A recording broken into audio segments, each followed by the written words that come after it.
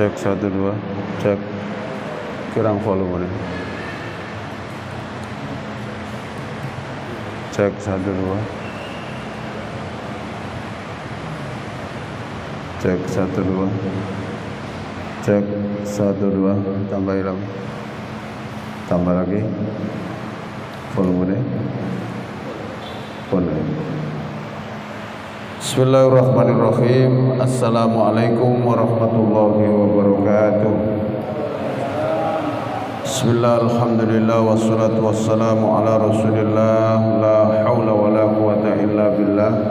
Subhanaka la ilma lana illa ma 'allamtana innaka antal alimul hakim. Rabbi shrah li sadri wa yassir li amri wahlul 'uqdatam min lisani yafqahu qawli. Amma ba'du. Allahumma barik lana fi Rajab wa Sya'ban wa ballighna Ramadan. Allahumma barik lana fi Rajab wa Sya'ban wa ballighna Ramadan. Allahumma barik lana fi Rajab wa Sya'ban wa ballighna Ramadan. Bapak-bapak, ibu-ibu jamaah Masjid Rodatul Falah yang dimuliakan oleh Allah Subhanahu wa taala. Pertama kita haturkan rasa syukur kehadirat Allah Subhanahu wa taala dengan mengucapkan alhamdulillahirabbil alamin, tsumma alhamdulillahirabbil alamin walhamdulillahirabbil alamin. Atas limpahan semua rahmat, nikmat, hidayah, inayah dari Allah Subhanahu wa taala, nikmat berupa kesehatan jasmani, rohani, nikmat iman, Islam, istiqomah melakukan kebaikan dan amal soleh. Mudah-mudahan semua amal ibadah kita diterima oleh Allah Subhanahu wa taala. Yang kedua, ucapan Allahumma salli wa sallim wa barik ala sayyidina Muhammadin wa ala ali sayyidina Muhammad selalu terhaturkan kepada junjungan kita Nabi besar Muhammad sallallahu alaihi wasallam. Para jamaah sekalian, kok anu nggih, iki kok masuk enggak. Nggih. Cek 1 2. Ngete. Cek 1 2. Cek 1 2.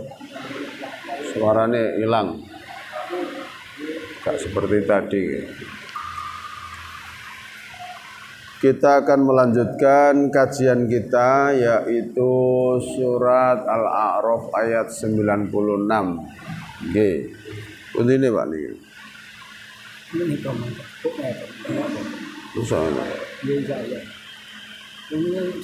ganti.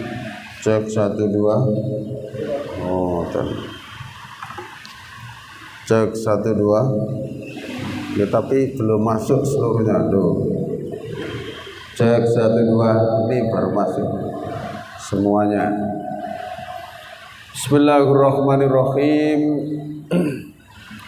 Walau anna ahlal qura amanu wattaqau lat fatahna alaihim barakatim minas sama'i wal ard walakin kadzabu fa akhadnahum bima kanu yaksibun. Ulang lagi suaranya. Cek 1 2. Walau anna, jikalau sesungguhnya ahlal qura, penduduk suatu negeri,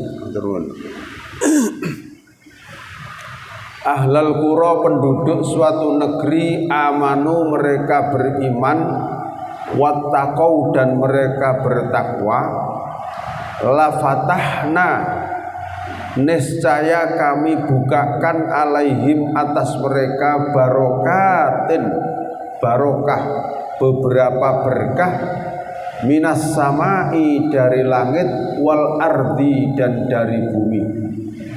Walakin, dan akan tetapi, kadzabu, mereka mendustakan, fa akhadnahum, maka kami menyiksa mereka, menurunkan azab untuk mereka, bima kanu yaksibun, karena sebab apa yang mereka kerjakan. Janjinya Allah pasti benar. Jadi kalau suatu penduduk di suatu negeri itu amanu, mereka beriman, ya, beriman itu ya berarti percaya adanya Allah, percaya adanya hari kiamat, percaya adanya hari kebangkitan, percaya adanya surga, percaya adanya neraka, dan kemudian mereka menjalankan semua perintah, meninggalkan segala larangan. Setelah menyatakan beriman wattaqau dan diikuti dengan takwa. Takwa itu menjalankan apa yang diperintahkan oleh Allah dan meninggalkan apa yang dilarang oleh Allah. Kalau penduduk suatu negeri itu menjalankan dua hal ini, janjinya Allah, la fatahna alaihim barakatin minas sama. Pasti akan aku bukakan keberkahan-keberkahan minas sama, dari langit. Keberkahan dari langit itu apa? Ay al-matar, turunnya hujan. Jelas ya? Minas sama, turunnya hujan. Hujan yang membawa keberkahan. Wal ardi, dan barokah dari bumi itu apa? Suburnya bumi setelah turunnya air hujan, tumbuh beberapa macam tumbuh-tumbuhan dari muka bumi yang berlimpah ruah. Akhirnya orang panen karena air hujan dan karena kesuburan bumi itu. Itulah berkah-berkah yang Allah janjikan dari langit dan dari bumi. Termasuk keberkahan dari bumi ya, apa saja yang dikandung oleh bumi ini. Bumi ini mengandung apa? Selain dari tetumbuhan, ada minyaknya, gitu, ada tambangnya, ada apa saja. Banyak sekali, Pak. Ya, yang keberkahan yang Allah tumbuhkan dari bumi ini. Maka kuncinya adalah di sini, amanu wattaqau, beriman, ya, dan menjalankan perintah-perintahnya, meninggalkan segala larangannya. Ini dijanjikan oleh Allah akan dibukakan keberkahan-keberkahan yang turun dari langit dan yang ada di dalam kandungan bumi ini akan dibukakan semua oleh Allah. Walakin kadzabu, akan tetapi mereka banyak mendustakan.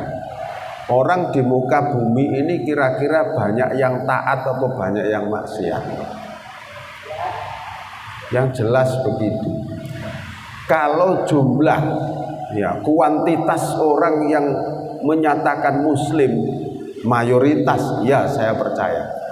Tapi muslim yang taat, yang amanu wattaqau di sini ini kira-kira berapa? Kan tidak banyak jumlahnya. Nah ini loh, tidak banyak jumlahnya. Yang banyak ini ya kadzabu, mereka mendustakan kebenaran-kebenaran yang Allah sampaikan lewat firman-firmannya ini. Akibatnya karena mereka mendustakan, fa'akhadnahum, hukum Allah berlaku. Kami akan menghukum mereka, menyiksa mereka, bima kanu yaksibun, sebab apa yang mereka kerjakan, mereka lakukan dengan perbuatan mereka sendiri itu. Jadi gak mungkin Allah itu menurunkan azab semata-mata yus pokoknya tanpa sebab, itu tidak mungkin. Pasti datangnya azab itu akibat dari perbuatan yang dilakukan oleh hamba Allah itu sendiri, gitu loh. Terus afa amina, apakah merasa aman ahlul qura, penduduk suatu negeri itu, ayyatiyahum, bahwa datang kepada mereka, jikalau datang kepada mereka, baksuna, azab kami, bencana kami, bayatan, di waktu malam hari, wahum, sedangkan mereka naimun, sedang nyenyak tidur. Apa mereka merasa aman jikalau aku menurunkan azab di tengah-tengah mereka, sedang mereka dalam keadaan tidur nyenyak. Apakah Allah tidak mungkin? Apakah Allah tidak mampu? Sangat mampu. Begitu kan? Banyak beberapa musibah yang ada di bagian negara kita ini diturunkan oleh Allah dalam kondisi mereka sedang lengah. Mereka dalam kondisi tidur, kemudian datang bencana. Awa amina ahlul qura. Apakah mereka merasa aman? Ahlul qura, penduduk suatu negeri. Ayyatiyahum, bahwa datang kepada mereka baksuna azab kami duhan di waktu pagi, waktu duha. Wahum, sedangkan mereka yal'abun, sedang bermain-main. Ya, berita tsunami di Aceh itu peristiwanya pada waktu pagi, dan orang sedang bermain-main di tepi laut. Datanglah bencana dari Allah itu. Jadi kita ini maksudnya jangan merasa aman dari azab Allah, gitu kan? Bisa saja Allah itu mendatangkan azab di waktu malam, orang-orang sedang nyenyak tidur. Bisa saja Allah itu mendatangkan azab di waktu pagi, orang-orang sedang bermain, sedang lengah, kemudian datanglah azab itu. Maka tidak ada yang bisa menjamin keselamatan seseorang itu. Maka di sini dikatakan, diingatkan oleh Allah, apakah penduduk negeri yang mendustakan ayat-ayatku, kebenaranku tadi merasa aman jika aku mendatangkan azab di waktu malam hari sedang mereka sedang tidur? Apakah penduduk negeri yang mendustakan ayat-ayatku tadi merasa aman jika aku mendatangkan musibah bahaya kami pada waktu pagi sedang mereka sedang bermain-main? Tidak ada yang tahu.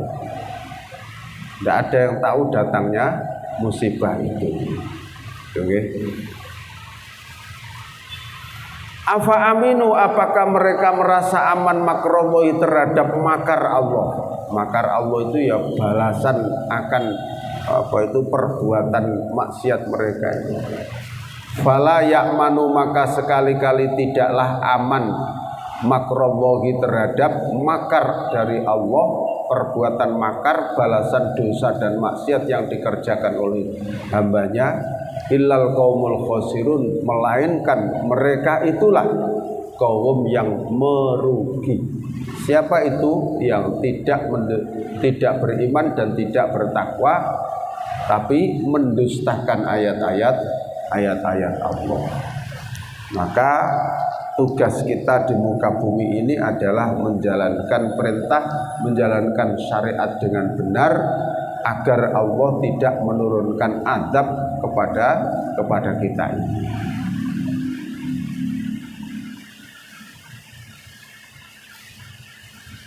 Awalam yahdi, apakah belum memberikan petunjuk?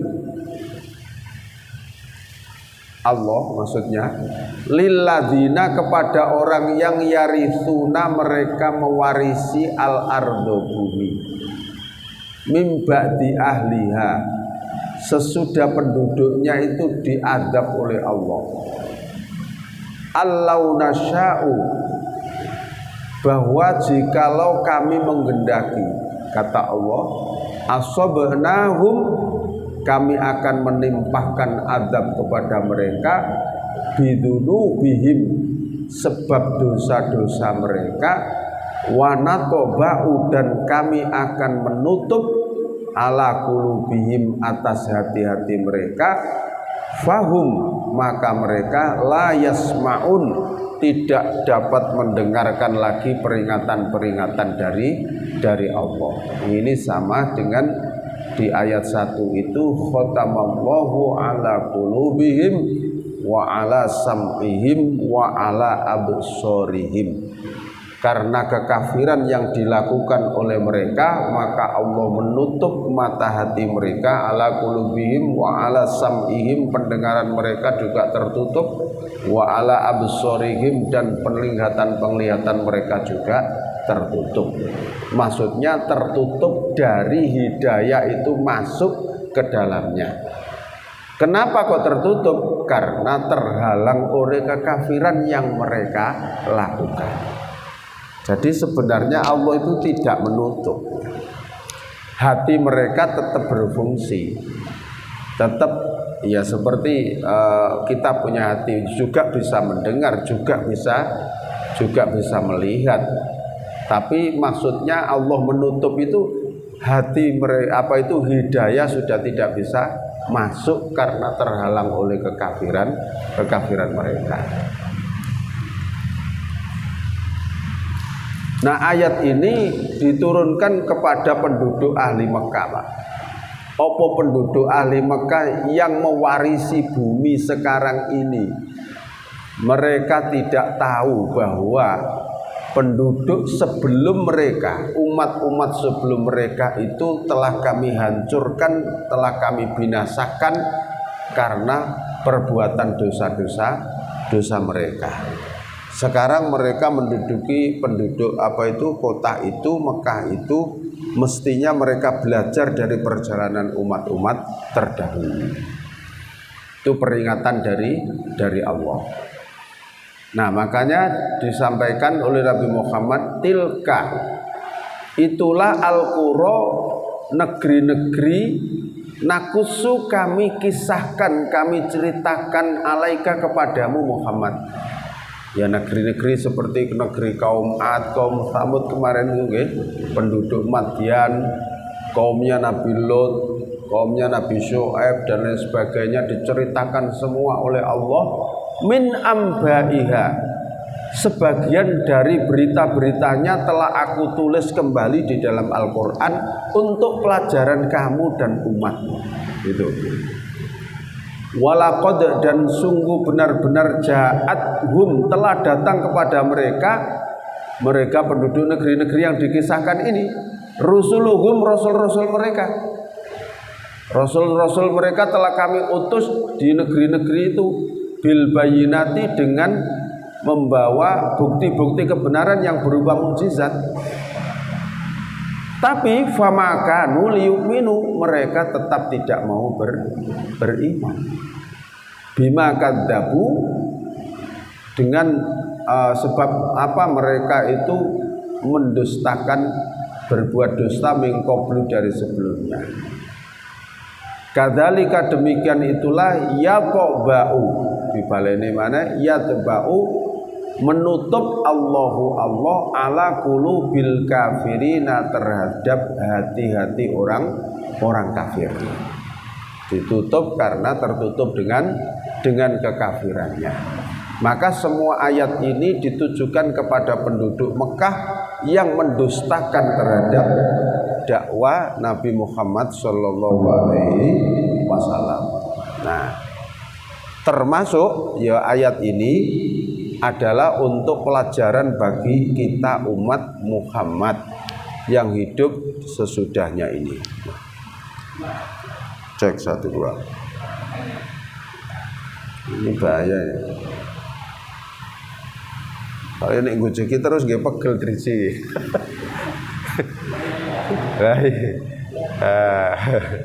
Ganti posisi titik wis berubah ya. Nah, jadi para jamaah sekalian, kisah umat-umat terdahulu ditulis kembali oleh Allah, dan memang Al-Quran ini sepertiga dari isi Al-Quran itu adalah kisah umat-umat terdahulu untuk pelajaran umat sesudahnya, gitu. Untuk pelajaran umat-umat sesudahnya. Fiha kutubun qayyimah. Jadi di dalam Al-Quran ini memuat rangkuman-rangkuman isi-isi kitab terdahulu. Jadi sudah termuat di sini semua. Makanya Al-Quran ini hujah yang paling lengkap sejak diturunkan sampai ila yaumil qiyamah. Wis kanuk kitab meneh. Ya ini yang paling lengkap itu. Maka kalau kita ingin kembali ke referensi kita yang paling benar, ya kembali saja kepada Al-Quran, karena Al-Quran itu memuat segalanya sudah. Aspek hukum ada di situ, aturan apapun ada di situ. Hanya kita saja yang belum mampu secara keseluruhan untuk mengkaji ayat-ayat itu.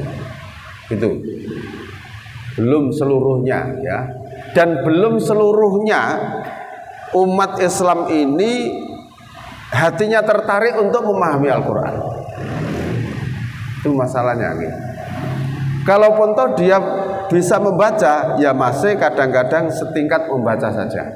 Ya tapi sudah bagus Pak bisa membaca itu. Kan begitu kan. Belum sampai kepada tataran memahaminya. Nah ini yang kadang-kadang menjadikan umat ini kurang berisi, ya. Kurang berisi itu ya artinya pengetahuannya kurang.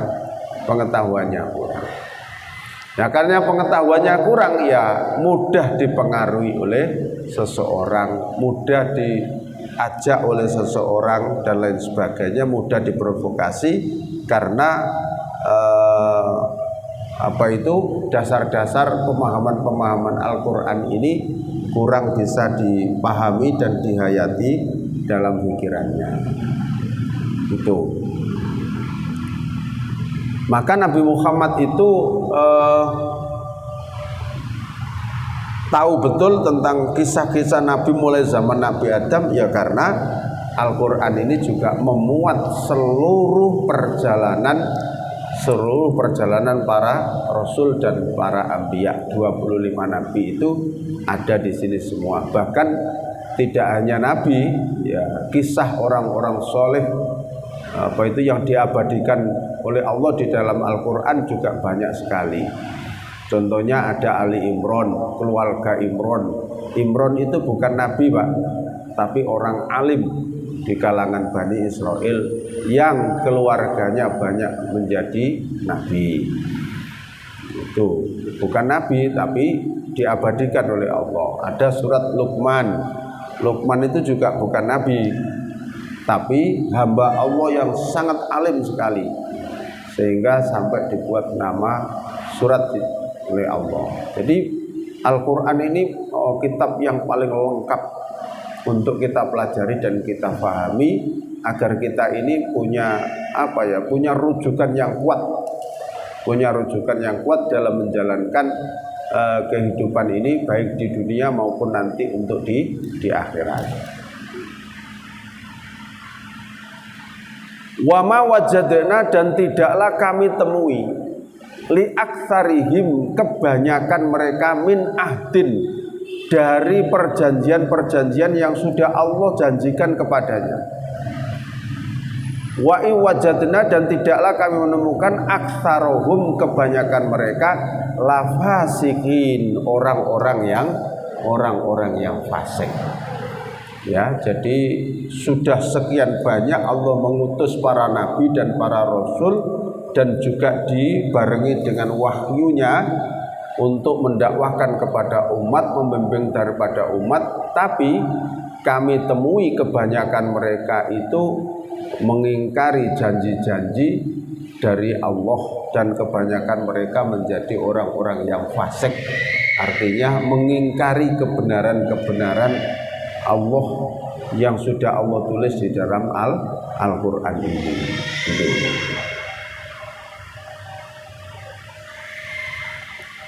Summa ba'atsna, kemudian kami mengutus min ba'dihim, dari sesudah mereka. Ya mereka para nabi-nabi dulu itu kan. Nabi Nuh, Nabi Hud, ya, Nabi Syuaib. Min ba'dihim, dari sesudah mereka, Musa, Nabi Musa. Bi ayatina, dengan membawa ayat-ayat kami, ila Fir'auna, kepada Fir'aun, wa malaihi, dan bala tentaranya. Fadzalamu biha, lalu mereka Fir'aun dan bala tentaranya itu berbuat zalim dan aniaya terhadap ayat-ayat yang dibawa oleh Nabi Musa. fandur, maka perhatikanlah kaifa, bagaimana, kana adalah akibatul mufsidin, akibat dari orang-orang yang membuat kerusakan di muka bumi. Allah mengutus Nabi Musa dengan membawa ayat-ayat untuk mendakwai Fir'aun dan bala tentaranya. Tapi Fir'aun tidak mau menerima dakwah yang dibawa oleh Nabi Musa ini, malah mengaku menjadi Tuhan. Sampai omongannya Fir'aun itu diabadikan oleh Allah. Ana rabbukumul a'la. Gak ono Musa Tuhan selain aku ini Tuhanmu yang paling tinggi. Ana rabbukumul a'la. Seperti begitu. Fir'aun ini luar biasa, Pak. Ya. Ketika didakwai oleh Nabi Musa itu, terus Fir'aun bertanya, sebenarnya Tuhanmu itu siapa, Musa? Ya Tuhanku ya Rabbus samawat wal ard. Ya Tuhannya langit dan bumi ini. Loh, dijawab ngono lho, Fir'aun itu malah apa itu memanggil arsitekturnya, yaitu Haman. Haman ini perdana menterinya Fir'aun, Pak. Dipanggil, Haman sini. Coba kamu buatkan bangunan yang tinggi, pencakar langit. Aku ingin melihat Tuhan Musa. Sampai seperti itu, Pak. Fir'aun itu sampai seperti itu sombongnya, Pak. Ya. Rabbi benili sor'an, gitu. Bangunkan aku gedung atau pokoknya bangunan yang tinggi pencakar langit. Barangkali aku bisa melihat Tuhan Musa di sana. Jadi begitu, Pak. Saking sombongnya, Pak. Oh, tidak sekedar raja ya, mengaku Tuhan kok. Ana rabbukumul a'la gitu. Ya. Akhirnya seperti apa? Fir'aun yang didakwai oleh Nabi Musa dan berkali-kali menolak dakwanya Nabi Musa, akhirnya kan ditenggelamkan oleh Allah di Laut Merah. Dan habislah riwayat Fir'aun dan bala tentaranya. Begitu, Pak. Maka dakwah Nabi Musa kepada Fir'aun kan begini. Wa qala Musa, dan berkata Musa, ya Fir'aunu, wahai Fir'aun, inni rasulun, aku ini adalah seorang rasul, utusan mir rabbil alamin, dari Tuhan semesta alam. Tapi Fir'aun tetap membangkang terhadap dakwanya Nabi Musa itu. Ya. Jadi kisahnya Nabi Musa kepada Fir'aun ini cukup panjang, Pak. Sebelum Nabi Musa diutus oleh Allah mendakwai Fir'aun itu, terlebih dahulu Nabi Musa ini waktu kecilnya diasuh dan dirawat di istananya Fir'aun, kan begitu, Pak. Ya. Jadi sebelum diangkat menjadi nabi itu, Nabi Musa itu justru diasuh, dirawat di istana Fir'aun. Kalau sedikit kita kembali kepada kisahnya, kan waktu itu kan Fir'aun itu kan mimpi, Pak. Ada api yang keluar dari kampung Bani Israel. Di Mesir itu ada perkampungan Bani Israel. Jadi Bani Israel itu merantau ke Mesir gitu loh. Merantau ke sana, sehingga perkampungan itu kampung dari Bani Israel. Ada api yang keluar dari kampung Bani Israel. Api itu berjalan menuju istana Fir'aun, kemudian membakarnya. Dengan mimpi itu maka bingunglah Fir'aun ini, apa yang akan terjadi. Maka Fir'aun memanggil paranormal yang hebat-hebat di negeri itu, dikumpulkan semua untuk menafsirkan, mentakwilkan apa mimpi saya itu. Ternyata semuanya para paranormal itu, para dukun-dukun itu mengatakan bahwa wah, ini agak bahaya, Tuhan. Apa itu? Akan ada seorang bayi laki-laki yang lahir dari keturunan Bani Israel, dan bayi itu kelak akan bisa mengalahkan kerajaan Tuhan. Bingung Fir'aun, Pak. Selama ini nggak ada seorang pun yang mengalahkan itu. Lalu Fir'aun menginstruksikan kepada seluruh bala tentaranya, silakan kamu masuk ke kampung, ke rumah-rumah orang-orang Israel, Bani Israel sana. Kalau dia punya bayi laki-laki, kamu rampas dan sembelih di tempat. Mencekam sekali itu, Pak. Biar tidak ada bayi laki-laki yang tumbuh, yang besar dari orang Bani Israel. Itu, Pak. Maka dilaksanakan itu, Pak. Betapa mencekamnya. Pokoknya enake digeledah nduk omah kono ana wong duwe bayi laki-laki dirampas sembelih tempat. Ya.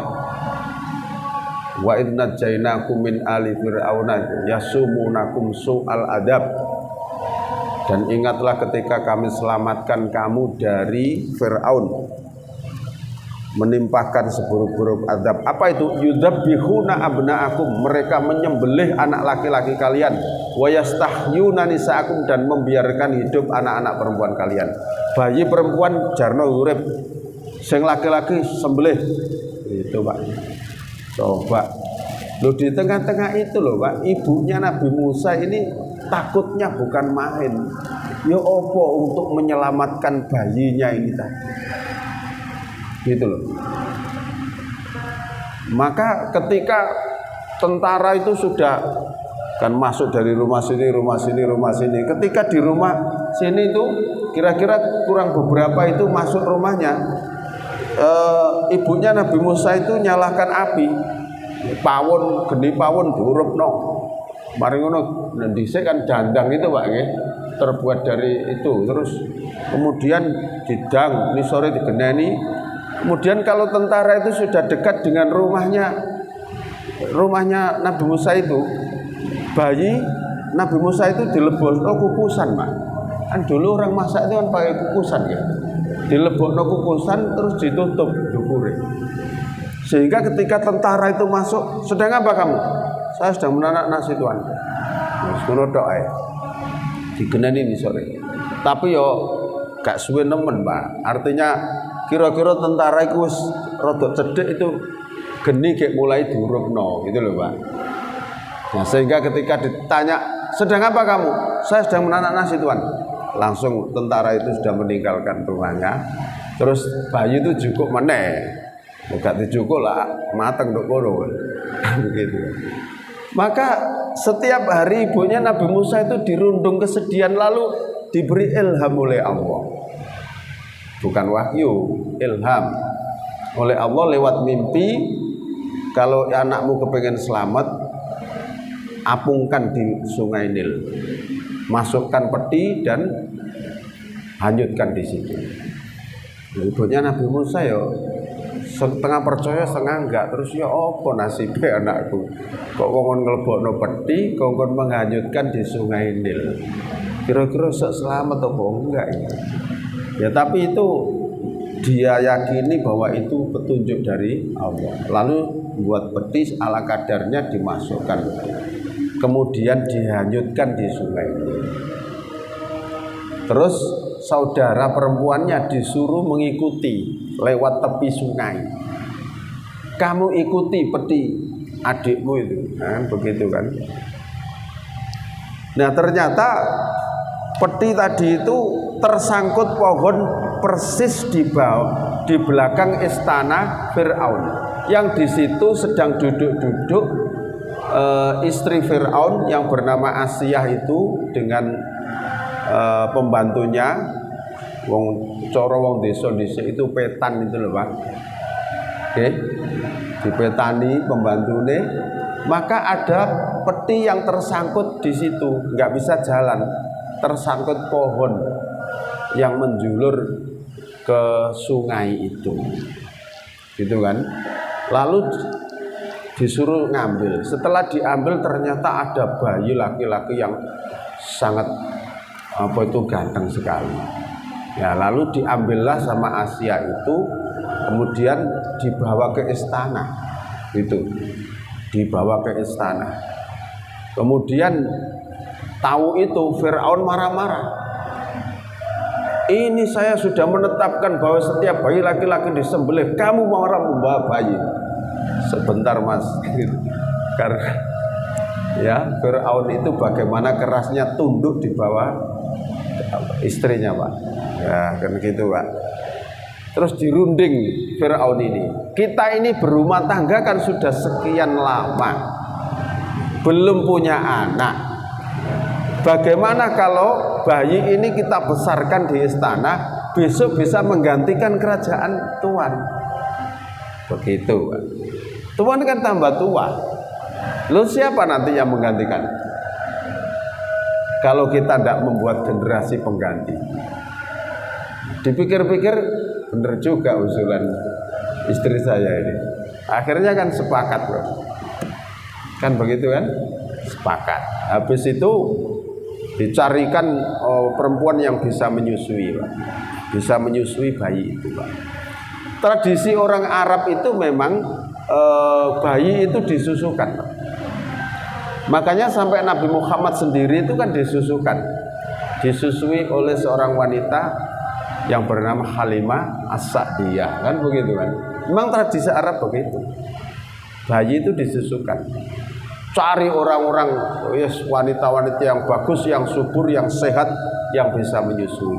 Sekian wanita yang dipanggil ke istana. Bayi Musa ini tidak mau membuka mulutnya Pak. Setiap didekatkan tidak mau buka mulutnya.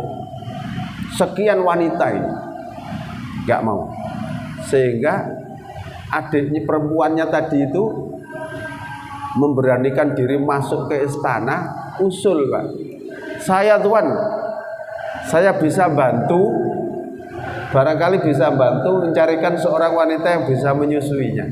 Oh ya silakan, minta bayaran berapa, tak gaji. Gitu Pak. Akhirnya dipanggilkan ibunya sendiri. Kan begitu Pak. Dipanggilkan ibunya sendiri. Ini Tuan. Ya begitu ibunya datang, bayinya diambil, ya langsung Pak. Ya begitulah Allah itu dalam menjaga kesucian calon nabi ini sampai seperti itu. Nah, singkat cerita saja, kemudian ketika sudah menginjak usia agak dewasa, si Fir'aun ini mencoba untuk gendong bayi Musa itu Pak. Jenenge bayi, tangannya ketayang-tayang, ketapuk jenggote gitu. Fir'aun muring-muring, kurang ajar ini. Bayi saya cilik wis berani napuk jenggot ini. Harus dibunuh ini. Akhirnya Asia itu mereda lagi. Gimana kisahnya? Gini Pak. Loh, dia kan anak kecil, belum tahu. Anak kecil belum tahu ya jangan dihukumi gitu. Enggak bisa. Ya sekarang begini aja. Silakan ambilkan bara api sama roti. Ya. Coba letakkan di depannya. Kalau yang diambil roti berarti dia ngerti. Silakan dibunuh. Tapi kalau dia ngambil bara api berarti dia belum ngerti. Ternyata yang diambil bara api dimplok Pak. Ya, akhirnya diludahkan lagi. Makanya Nabi Musa itu terkenal cedal. Kan begitu. Cedal karena lidahnya itu terbakar oleh bara api tadi. Loh, gimana? Bara api kan berarti dia belum ngerti. Maka terus diterima lagi. Ya, sampai besar sehingga sampai usia remaja Nabi Musa ini mulai melihat di sekitar istana ada banyak yang tidak sesuai keadilan. Ada orang yang bertengkar dengan penduduk setempat, kemudian ditindas oleh tentara Fir'aun. Kemudian dilerai oleh Nabi Musa. Nabi Musa itu sebenarnya kepingin memisah saja. Ono tentara kok berbuat semenah-menah dengan penduduk. Ya, sehingga penduduk ini mau ditempeleng itu dicegah sama Nabi Musa. Nabi Musa itu gak ada niat membunuh Pak. Tangannya kepengen mencegah, tapi sama setan dijogok begini, sehingga ngaplok tentaranya Fir'aun itu mati Pak. Nabi Musa sendiri gak tahu, loh kok bisa mati? Tidak ada niat, karena setan itu. Maka karena kasus itu, kemudian Nabi Musa dikejar-kejar mau ditangkap Pak. Sebelum mau ditangkap itu ada seorang laki-laki yang yang memberitahu kamu harus cepat segera meninggalkan istana ini. Lalu Nabi Musa meninggalkan istana Fir'aun di malam hari sebelum ditangkap itu menuju Madyan. Nah, disitulah ketemu Nabi Syu'aib. Akhirnya singkat cerita saja dinikahkan dengan salah satu putrinya Nabi Syu'aib. Begitu. Karena Nabi Musa tidak punya apa-apa. Loh, kalau saya jenengan nikahkan dengan anaknya jenengan, lalu apa yang saya pakai mas kawin? Saya ini tidak punya apa-apa. Sudah Musa, gampang. Untuk mas kawinnya kamu gembalakan kambing-kambing saya selama 8 tahun. Soro Pak. Pengen rabi ae, leren angon wedhus 8 tahun kanggo mas kawin. Seenak jenengan Pak. Jenengan mas kawinnya piro? 20.000. Nabi Musa itu leren angon 8 tahun Pak. Untuk mahar itu dinikahkan dengan anaknya itu loh. Habis itu setelah nikah terus dia hadiahi tongkat itu. Ini Musa tak hadiahi tongkat. Yang waktu itu Nabi Musa juga nggak ngerti tongkat itu untuk menghalau kambing-kambing saja. Ternyata tongkat itu tongkat mukjizat. Setelah dinikahkan itu Nabi Musa diperintah oleh Allah setelah nikah dan diangkat menjadi nabi, diperintah oleh Allah untuk mendakwai Fir'aun. Nah itu baru Nabi Musa itu waqala ya Musa Fir'aunu ini Rasulullah. Wahai Fir'aun, aku datang ini untuk menyampaikan risalah Allah dan aku ini utusan Allah. Begitu Pak. Lalu sebelum itu Nabi Musa matur sama Allah, ya Allah, bagaimana saya menghadapi Fir'aun yang keras seperti itu?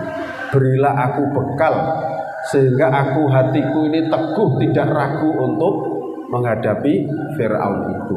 Lalu Nabi Musa diberi kalimat oleh Allah, Rabbishrahli sadri wa yassirli amri wahlul 'uqdatam min lisani yafqahu qawli. Wis Musa, awakmu biar teguh hatimu untuk menghadapi Fir'aun, bacalah ayat ini. Nah, itu sakjane dongane Nabi Musa menghadapi Fir'aun. Hafal nggih?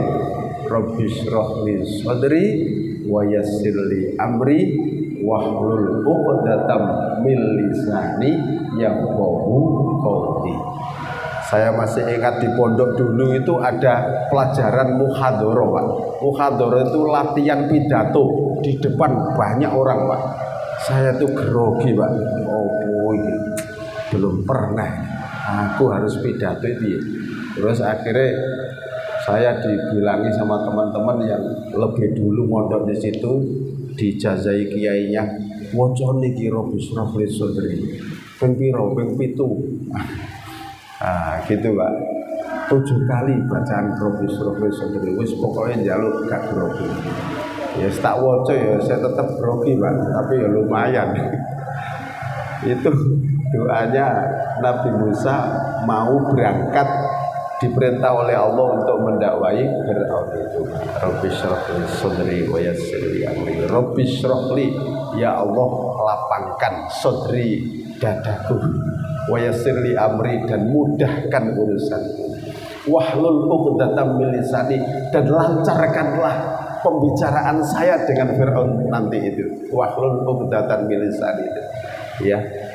Jenengan udari ikatan milisani, maksudnya diterjemahno jenengan lancar no kula ngomong gitu loh maksudnya. Wahlul 'uqdatam min lisani itu yafqahu qawli, dan jadikan mereka itu faham apa yang aku katakan. Itu Pak, sehingga Nabi Musa itu mampu menghadapi Fir'aun itu tadi. Barangkali ada tanyakan, monggo. Nggih Pak, monggo Pak.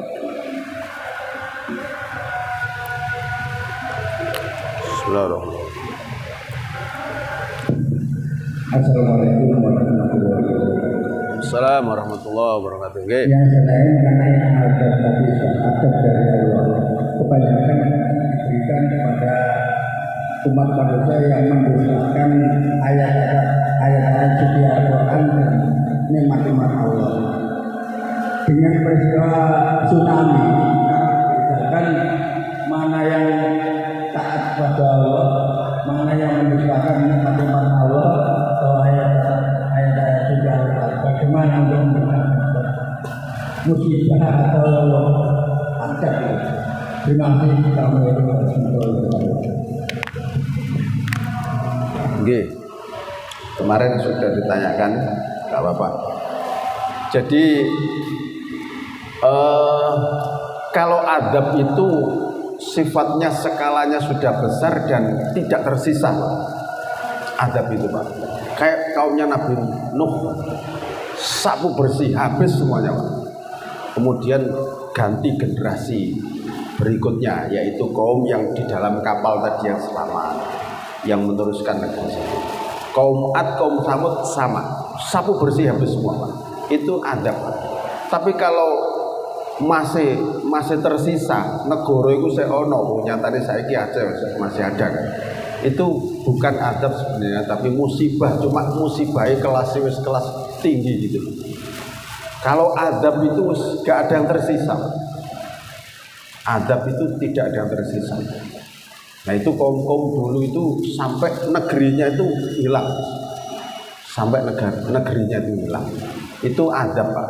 Tapi kalau yang masih tidak seluruhnya itu musibah saja. Tapi ya musibah yang tingkatannya wis dukur. Kan ya tingkat-tingkatan musibah itu. Musibah kecil, musibah sedang, musibah besar, musibah besar ya. Ya, jadi seperti itu, Pak. Nah, jadi dan musibah itu begini, Pak. Kalau dia beriman, ya bertakwa, kok masih mendapat musibah, maka musibah itu bernilai ujian. Kayak Nabi Ibrahim itu wis iman, wis takwa, tapi sedikit ujian oleh Allah. Itu berarti berfungsi sebagai ujian. Jadi diuji keimanannya. Kalau dia itu orang beriman, tapi mengerjakan maksiat, di tengah-tengah mengerjakan maksiat, dia diberi musibah, maka itu berfungsi sebagai peringatan. Jadi dielingno karo Allah. Tapi kalau dia itu orang maksiat, berbuat dosa, bukan orang beriman maksudnya ya, terus bergelimang dalam dosa, terus diadab oleh Allah. Lah itu baru adab, Pak. Jadi adab itu yang paling tepat untuk orang tidak beriman, yang tidak mempunyai iman. Itu baru adab namanya. Tapi kalau masih beriman itu ya, kalau tidak cobaan ya peringatan, diingatkan oleh Allah biar kembali kepada kebenaran. Gitu guys. Itu mudah-mudahan di bulan Rajab ini kita bisa meningkatkan amal ibadah kita. Jadi termasuk Arba'atul Hurum, 4 bulan yang dimuliakan oleh Allah Subhanahu wa taala. Kita akhiri dengan doa majelis. Subhanakallahumma bihamdika asyhadu an la ilaha illa anta astaghfiruka wa atubu ilaik. Alhamdulillahirabbil alamin. Assalamualaikum warahmatullahi wabarakatuh.